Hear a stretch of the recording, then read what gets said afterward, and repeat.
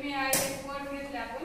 MEIL या शब्दाचं वाचन कसं करायचं ते तुम्हाला मी थोडक्यात समजून सांगते बघा. यमचा आवाज म. या ठिकाणी स्टेप 1 मध्ये सांगितले दुसरा स्वर विसरायचा आहे. दुसरा स्वर कोणता आलेला आहे? आय. आय आलेला आहे पहा. आणि पहिला स्वर ए आलेला. MEIL मध्ये दोन स्वर आले, ए आणि आय. तर यमचा आवाज म घेतलाय. ए पहिल्या स्वराचे नाव घ्यायचे, आवाज नाही असं सांगितले. मग पहिला स्वर कोणता आहे? ए.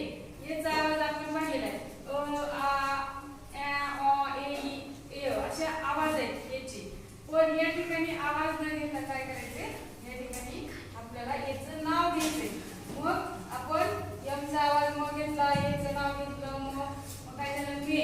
आणि आयला विसरायचे आहे, म्हणजे आयचा उच्चार करायचा नाही, तर आयला विसरायचे. आणि याचा आवाज काय? मग ल. ल. याचा आवाज काय? म. ल. मग काय होईल उच्चार या शब्दाचा? MEIL चा उच्चार काय होईल? मेल. मेल. गुड. बघा आता या स्टेप नुसार आपण पाहिलेलं आहे MEIL या शब्दाचे वाचन कसं करायचं. आलं का लक्षात तुमच्या? तर इथं आपण काही एक्झाम्पल घेतलेले. त्या एक्झाम्पलचे जे आहेत या ठिकाणी 1 2 3 असे 10 पर्यंत AI चे शब्द आहेत. नंतर EA चे आहेत, त्यांचं वाचन आपण करूया. बघा AILS यामध्ये याचा आवाज ए, म्हणजे याचं नाव घ्यायचंय, आवाज घ्यायचा नाही ए. आणि आयला विसरायचंय. एलचा ल, एसचा स. काय झाला उच्चार? एल्स. एल्स उच्चार झाला. काय झाला? एल्स. बघा AIM. एचं नाव घ्यायचंय, आयला विसरायचंय म. मग काय झालं? एम. एम. गुड.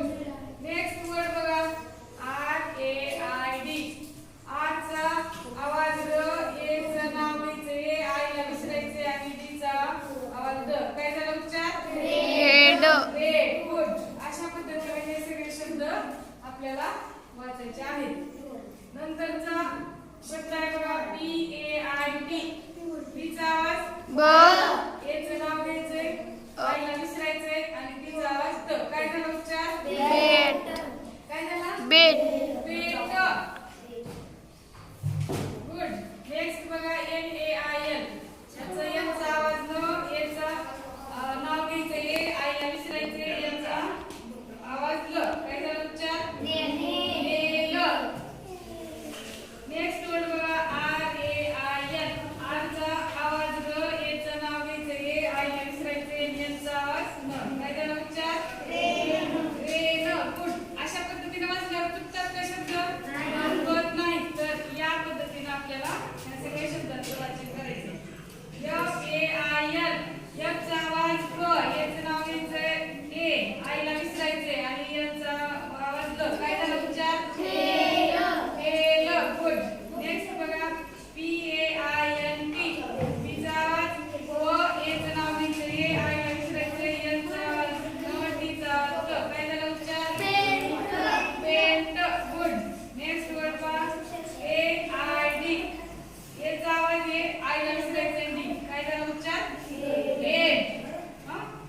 गुड. नंतर GAIN. जीचा आवाज ग, याचं नाव ए, आयचा उच्चार करायचा नाही आपल्याला, आईला विसरायचं, याचं न. काय झाला उच्चार? गेम. गेम. आलं लक्षात?